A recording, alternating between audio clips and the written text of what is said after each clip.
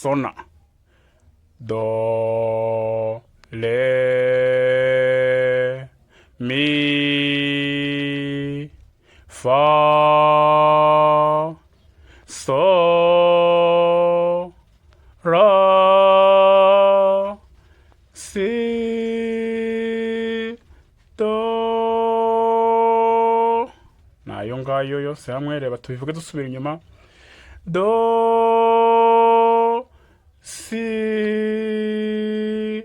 ra, so, fa, mi, re, do. Ndabakunda music isomo rya kabiri. Isomo rya kabiri ry'uyu munsi rero ubushize mbibutse gato ibyo twize, reka mbibutse kugira ngo mutaza kubyibagirwa.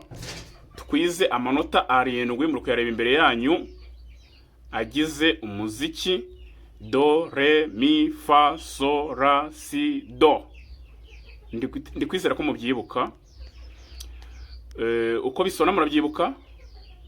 Andika ndabakunda music isomo rya mbere wongera ubyibutse, ntago ndi bubisubiremo kuko narabisubiyemo kenshi kandi biroroshye. Nizeraga ko ubundi wakabaye iri somo warafashe mu mutwe kugira ngo twige irya kabiri. Niba rero waramaze kumenya uko amanota asona, noneho ngiye kubereka aho yandikwa kugira ngo uyasome. Naha ngaha niryo somo rya kabiri tugiye kwiga. Muri kureba imirongo 5 itambitse, iteganye kandi intera iri hagati yayo ingana. Ndaje mbabwira impamvu ibyo bintu ndi kubibabwira, biri mu gisobanuro cy'ibi bintu. Hano tugiye kwiga ikintu bita porte. Ibyo biri mu Gifaransa, reka mbabwire mu Kinyarwanda ko bayita muhundwanota. Muhundwanota ni iki?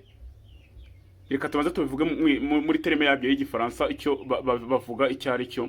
Iki kintu bita porte baravuga ngo porte est 5 lignes horizontales, parallèles et équidistants. Iyo ni definition ya porte. Reka tubivuge mu Kinyarwanda. Muhundwanota. Muhundwanota ni iki? Muhundwanota ni itsinda ry'imirongo 5 iyi ngiyi itambitse, iteganye kandi intera iri hagati yayo ingana. Ibigizwe n'icyo bita ligne na interligne. Ligne ni izi ngizi: 1, 2, 3, 4, 5. Interligne ni hagati y'imirongo A, B, C, D. Icyo nicyo bita porte. Nizere ko ucyumvise. Yego, urabona tubyanditseho porte cyangwa se muhundwanota, wabivuga uko ushaka. Gusa nagushishikariza kujya ufata amaterime y'Igifaransa, niyo yoroshye, niyo ukunda guhura nayo n'ubundi mu muziki, ariko muhumure niyo mpamvu mpari no kugira ngo njye babwira no mu Kinyarwanda icyo bivuze. Ikintu rero muri isomo ry'uyu munsi rya kabiri nshaka ko umenya ni ikihe. Nababwiye ko kuri iyi channel ya Ndabakunda TV nzajya ngenda ninjira muri detail isomo, nzajya mbigisha utuntu tugufi ariko mbinjirire muri detail ku buryo nta kintu na kimwe uzajya uhura nacyo gusanga utarakibonye mu muziki bitewe naho tugeze nyine.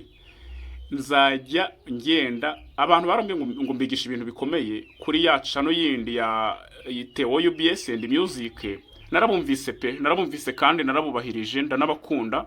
Niyo mpamvu iyi channel yise Ndabakunda TV, no kugira ngo mbahe ibyo mwifuza. Aba bandi bavuga ngo birakomeye, hano biroroshye. Nababwiye ko n'umuntu utarize gusoma no kwandika nako utarize Igifaransa, Icyongereza secondaire, sinzi ngo kaminuza oya, umuntu warangije primaire cyangwa se uzi gusoma basi no kwandika interuro akayimenya, uwo ngo yiga umuziki akawumenya.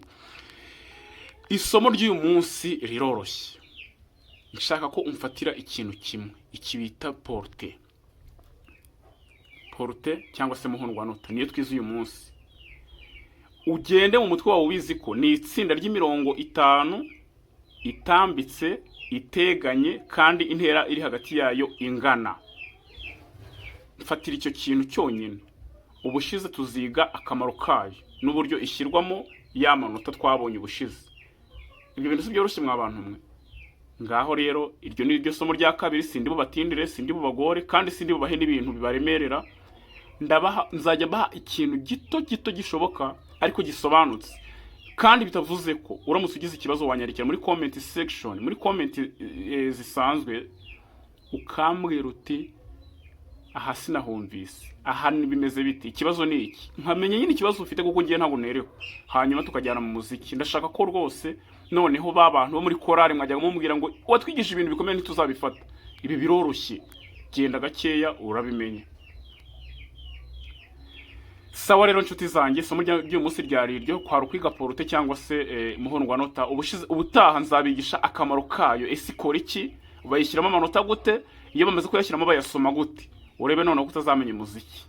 Ciao ciao, Imana ikurinde, Imana ibarinde, ndabakunda cyane nkuko iyi channel yitwa Imana ibandindire, kandi ubutaha nzasanga iri somo mwararifashe.